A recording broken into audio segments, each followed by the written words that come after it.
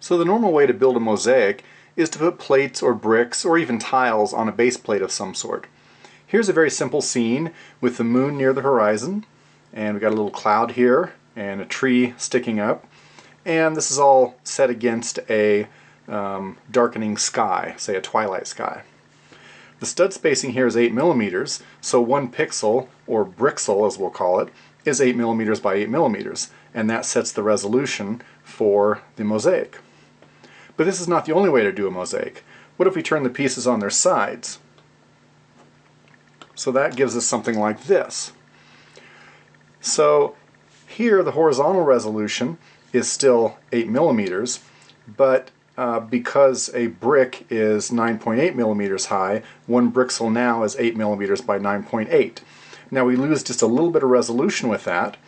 What we gain, well, we have a smooth surface here, if that's what you're looking for, and that smooth surface comes without using tiles, which tend to be rarer and more expensive, especially if you get to the larger sizes of tiles. But this is not the ultimate either. What happens if we mix in plates on their side? And so here, I still have the moon here, but I've made it a little bit, I've extended it with a plate here to make it more square. Now of course you could try to round that off a little bit. The tree here is 2 plates high, and I've put a little bit more detail here on the cloud. Now I've also noticed that each section of the sky is not an integer number of bricks high because I've added plates here, and I've also been able to make the moon kind of go across or project it against a couple of two of the colors of the sky. So the brixels here are still 8 millimeters wide, but they're only 3.2 millimeters in height. And so that's the maximum resolution you can get with Lego, is 8 millimeters by 3.2 millimeters. Now that gives you the same horizontal resolution as the other two methods, but it gives you 3 times the vertical resolution as this method, and 2.5 times the vertical resolution of the traditional way of making a mosaic, because here the vertical size is 8, which is 2.5 times 3.2 millimeters. And that leads me into my next mosaic project. So here I don't think I even need to show you the original picture, because I'm using brixels that are as small as they possibly can be, and I'm using enough of them. You can actually pretty clearly see what's going on here. This is a picture of a mountain. You can see the trail here running up. You can see there are a couple of peaks here. There's grassy areas, and the rock colors are exaggerated slightly, but this is actually an area where the rock colors are somewhat enhanced. This is called Red Cloud Peak, named because of the reddish and orangish rock on the peak. This is one of the 14,000 foot peaks in Colorado. You can also see here in the shadows we got kind of a cliffy area there. There's still some snow left. This is a very snowy area in Colorado, so even this picture was taken in August, the original picture, and there's still a little bit of snow on the slopes. And we've got a mostly cloudy sky with some blue sky popping through. And so this is my next mosaic project. Now, this is 180 studs wide, and this would be 120 times 8 millimeters high. So this is 180 times 8 millimeters. This, to get this to work out right naturally with the axes in this plot, these are the same units as on here, but in reality this is 300 plates high. Okay, so it's 120 studs high, and multiply by 2.5, that gives you 300 plates. And so if we zoom in a little bit, you can start to see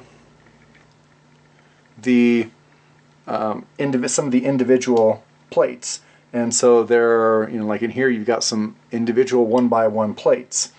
In addition to doing the pixelization or brixelization of the picture with my code that I've written in Python, the Python programming language, I've also wrote code that automatically tiles the picture, and that is, it tells you exactly what pieces you need to fill this in. And since this is on its side, you either this is basically either 1 by 1, 1 by 2, 1 by 3, or 1 by 4 bricks and plates. I'm not using anything bigger than that because those tend to be a little harder to find in large quantities, tend to be a little more expensive. Now we're going to have to zoom in a little bit here, and here we see the tiling. So here, because it's 4 across and 3 plates high, this is a 1 by 4 brick. Here is a 1 by 1 brick. Here's a 1 by 1 plate and a 1 by 2 plate. So this is what I'm going to have to do for this mosaic. And of course, this is a large project. This is going to take more than 20,000 pieces.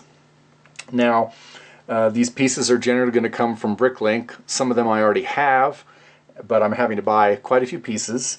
But the good news is, since these are smaller pieces, they tend to be the least expensive pieces, but I'm trying not to think too much about exactly how much this is going to cost. This is intended to be sort of an heirloom type of piece. This is something that, this will be something like about 4.5 feet wide and about 3.5 feet high. So this is, comparable to, a nice piece of art on the wall, or a nice high-resolution picture, something like that. There are about 20 different colors involved here. I tried to strategically pick those so that I didn't have to get any particularly expensive pieces.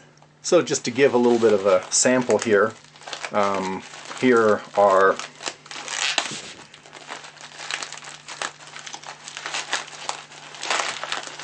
see a couple of this is a one of the many Bricklink orders. I think this is going to take, I haven't got them all yet. This is going to take about, maybe 15 Bricklink orders of various amounts of pieces. I have a fair number of the pieces too.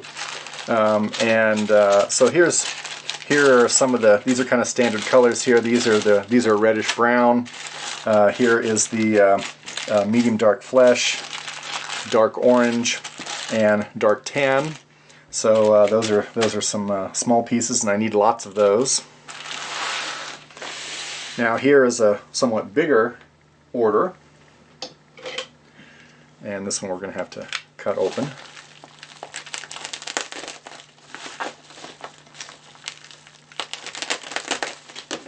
Okay.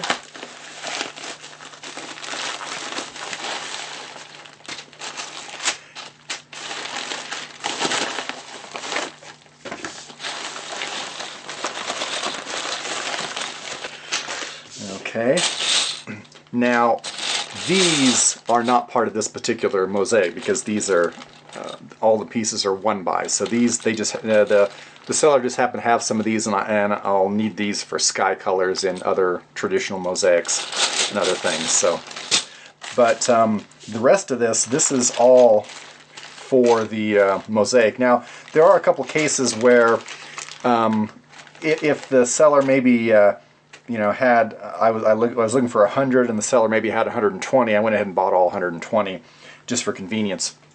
But otherwise, these are pretty much all going to be used in here. So some additional colors that we have here.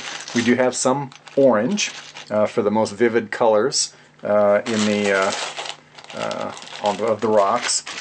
Some of the bright light orange, which will be a nice highlight color. Some regular green, some lime. Let's see, I believe these dark azure pieces, those are actually for other things as well. I do need dark blue pieces up in the kind of shadowed area on the right-hand summit. Regular tan, of course dark tan. So these are some more. And finally, my biggest Bricklink order ever, and this contains a significant fraction of the pieces that I need. I got this from a seller in Los Angeles that I've bought from before. I had a coupon from them, so by buying a pretty substantial number of bricks. I was able to get 10% off on the order. You see it comes in at 16 pounds. There are about 12,000 pieces in here. Now they're mostly small pieces, but that's a lot of pieces no matter how you slice it. Now it turned out to get up to the level that to get the 10% discount, I actually bought some extra pieces that aren't needed for this particular mosaic, because he had some things on sale. Some heavy duty tape there actually.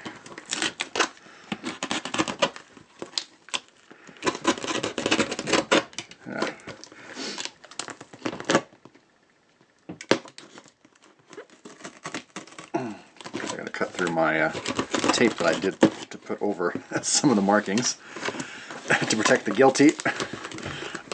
Okay, now let me check to see if there are any papers on top. Okay, no. Alright, so we start off with some bubble.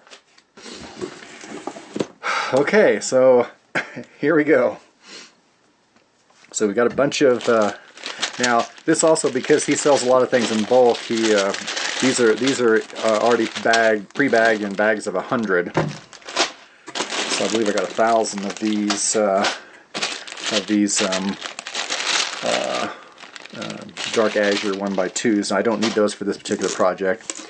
Now I do need, actually I don't need most. These green pieces are not for this project either.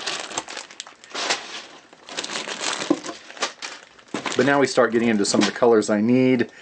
Don't remember whether I specifically need these. I know I needed some. I can't remember whether I may already had enough of these. But as we get into the tans and the grays,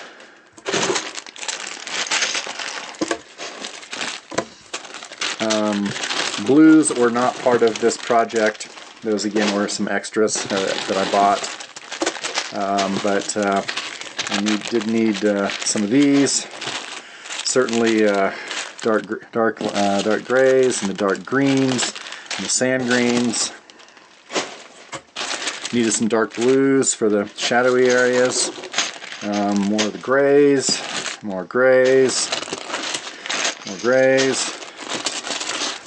These are not for this particular project. I kind of like to collect 1x4 and 1x6 black tiles for borders and such. So I got some of those.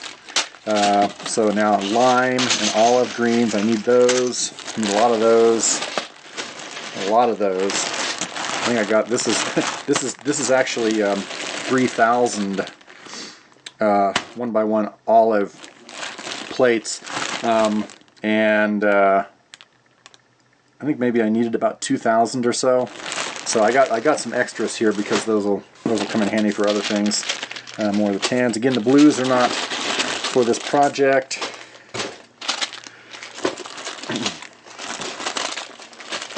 Those greens aren't, but more grays. Those aren't for this project. Here's a lot of dark green 1x1 plates, which I need. These are also not for the project. These dark brown 2x6s. And these I need, and I think some or most of those I need. So yeah.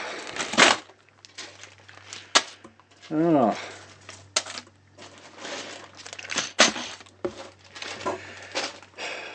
That's a lot of Lego. In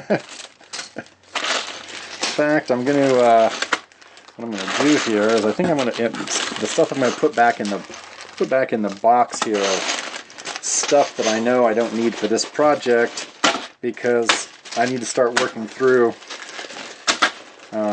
I may or may not count all of these to make sure everything's there, because there are just so many, but I do need to count them, the ones that I'm going to be using for my project, to stage them.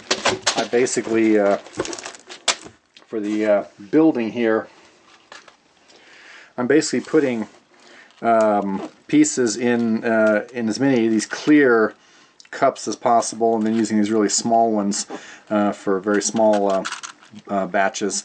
But this way I can see them, and I can even stack them a little bit if I need to, and that way I have them out and about, and so I'm not having to dig through drawers, because one of the problems with drawers is these pieces would have to go into a drawer that's this size, and so this takes up this takes up a lot less space on the table. Oh, okay. So this isn't really officially the first video for this mosaic. I'll officially start this in the next video, but this is what I'm up to, and I still have some more pieces on the way. So I can get started on it a little bit, but I do have quite a few pieces that I still need to get. Remember, there's something like 25,000 pieces that I need for this gigantic mosaic.